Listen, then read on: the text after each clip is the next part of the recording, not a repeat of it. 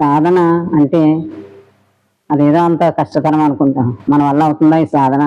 సాధన సాధన అని ఎప్పుడు చెప్పేస్తూ ఉంటారు. అది ఎంతో కష్టం అనుకుంటారు. సాధన అంటే ఏంది? కృషి. మనం నిరంతరం మనం సాధించడమే, మనం అనుకున్న దాన్ని సాధించడమే సాధన.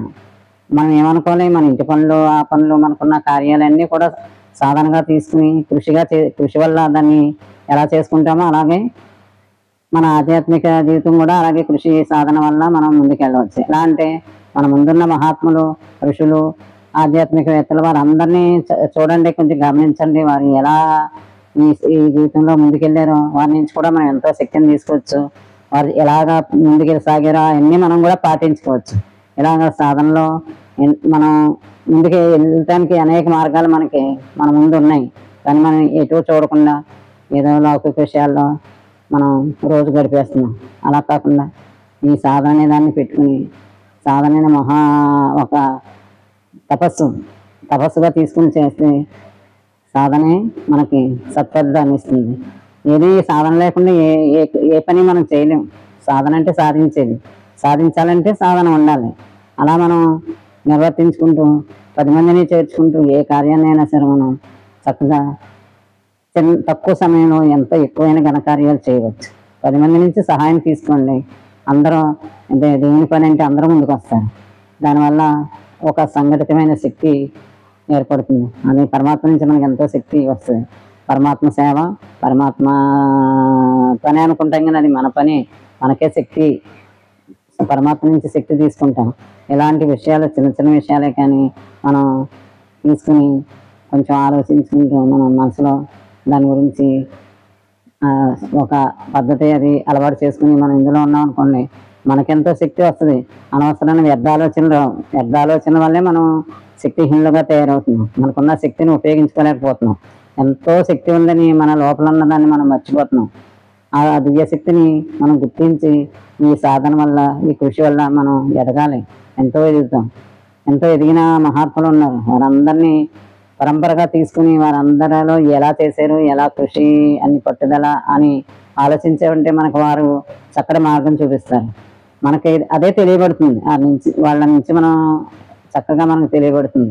అందుకని జీవితాన్ని సాధించుకోవాలి. జీవితమే ఒక సాధన. మరి ఏదీ లేకుండా, ఏ లక్ష్యం లేకుండా మనం జీవితం అంతా అయిపోయాక చివరి సమయం వచ్చాక అప్పుడు ఏం చేస్తాం? ఏమీ చేయలేం. అందుకని ఆలోచించుకుంటూ చక్కగా సమయాన్ని దుర్వినియోగం చేసుకోకుండా మనం ఉన్న సమయాన్ని వినియోగించుకుని ఇటు సంసారం, ఇటు ఇంట్లో పనులు, అన్ని పనులు చేసుకుంటూ ఇది అసలైన పని. ఇది మనకు కూడా వచ్చే పని, మనకు కూడా ఉన్న పని. ఈ పనిని కూడా చేసుకుంటూ భగవంతునితో, పరమాత్మతో స్మృతిలో ఉంటూ ఆయన దివ్య గుణాలు ఆయనని తలంచుకుంటూ స్మృతి చేసుకుంటూ ఏమీ ఆడంబరం అక్కర్లేదు. భగవంతుడు, పరమాత్మ మనల్ని ఆడంబరం కోరలేదు. నన్ను తలుచుకోండి, మీ మనసుని పుష్పాలని ఇవ్వండి అని అడుగుతారు. మనం ప్రేమనే పుష్పాన్ని ఆయనకి ఇచ్చి మన పూజల్లో పుష్పించే పుష్పాలు ఎలాగ ఇస్తున్నాం కదా, అలాగే మన లోపల ఉన్న దివ్య గుణాలన్నీతో ఆయనతో మన మనసునిచ్చి పూజించుకుంటే మనకు ఆ మార్గం మరి సాధన ద్వారానే ఇది సాధ్యం అవుతుంది. ఆధ్యాత్మిక జీవితంలో ఇలాంటి ఎన్నో విషయాలు ఉంటాయి. మనం వాటిని ఆశ్రయించుకుంటూ తేలికగా మన జీవితాన్ని ఈ మార్గంలో పెట్టుకుని సహజంగా ఎంతో తేలికగా అనమాట ఎంతో కష్టమైన సమస్యను కూడా ఎదుర్కొంటూ 10 మందికి మనం సహాయపడి 10 మంది సహాయం తీసుకుంటూ అందరూ కలిసి ఏదైనా సాధించగలమని ఒక విశ్వాసం ఉంచుకుంటూ, ఆపై పరమాత్మతో విశ్వాసం ఉంచుకుంటూ మన పనులన్నీ చేసుకుందాం. చక్కని జీవితం సాధించుకుందాం. చక్కగా కృషి చేద్దాం. మరి మనం ఏం పొందాలనుకుంటున్నాం అన్నీ పొందే ఉంటున్నాం.